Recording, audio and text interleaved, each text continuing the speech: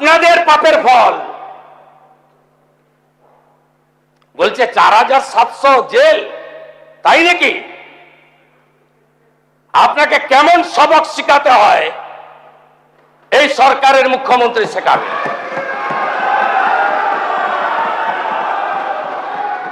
আচরণ ভদ্র করুন, ভাষা সংযত করুন।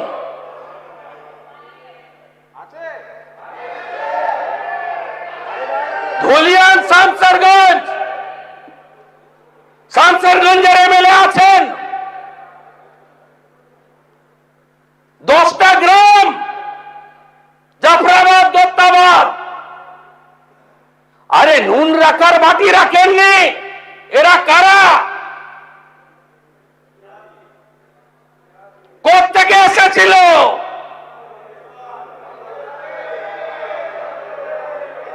কি করেছেন? জঙ্গিপুরে সুতিতে গেছেন মুখ্যমন্ত্রী, একটা পুলিশে কাজ করে বেলডাঙ্গা থানায়, তাকে দিয়ে কিছু লোককে ডাকিয়ে এনেছেন, 2 লাখ টাকার ক্ষতিপূরণ দিয়েছেন। আরে এক একটা বাড়িতে 40 লাখ 50 লক্ষ টাকার ক্ষতি হয়েছে। ধুলিয়ানে বড় বড় দোকান, motorcycle showroom, FL shop, shopping mall, 1.5 কোটি 2 কোটি টাকা করে প্রপার্টি নষ্ট হয়েছে। কি করেছেন আপনারা? আদায় করে দিতে পেরেছেন? একজনও ক্ষতিপূরণ পেয়েছে? কতবার ভুল পথে পরিচালিত করেছেন মুসলিম সম্প্রদায়ের মানুষদের, কতবার ব্যবহার করেছেন রেডিক্যাল শক্তিকে। আপনাদের ফরাক্কার প্রাক্তন এমএলএ ব্যান অর্গানাইজেশন পিএফআই প্যারেডে কেন থাকেন? উত্তর দিতে পারবেন? আপনারা কেন সিভিল লোককে রাজ্যসভায় পাঠান? আপনাদের প্রাক্তন মন্ত্রী মন্তেশ্বরে হারা সিদ্দিকুল্লাহ চৌধুরী কেন খাগড়াগড় বিস্ফোরণে তদন্তে বাধা দেয়? এর উত্তর দিতে পারবেন?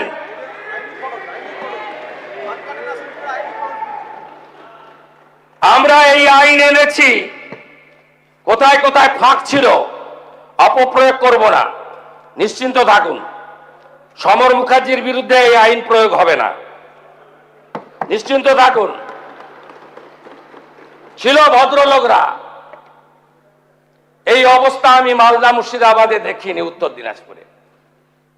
আমি কখনোই গোলাম ইয়াজদানিকে খারাপ লোক বলি না, আমি কখনো জয়নাল আবেদিনকে খারাপ লোক বলি না,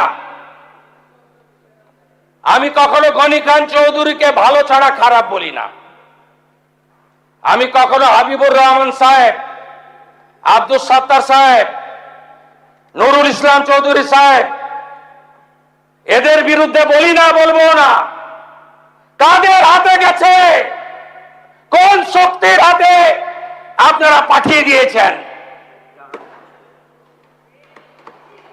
এই আইন এই জন্যই প্রয়োজন। কেন প্রয়োজন?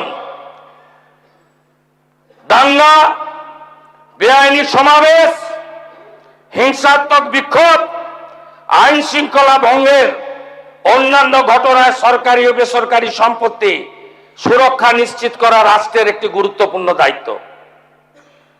প্রচলিত ফৌজদারি আইনে অপরাধীদের বিচার এবং শাস্তির ব্যবস্থা থাকলেও ক্ষয়ক্ষতির দ্রুত মূল্যায়ন, প্রকৃত দোষীদের কাছ থেকে ক্ষতিপূরণ আদায়ের জন্য কোনো কার্যকর স্বতন্ত্র ব্যবস্থা নেই।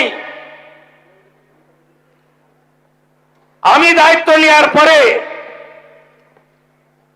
দুটো জায়গায় ভাত টিপে দেখেছেন।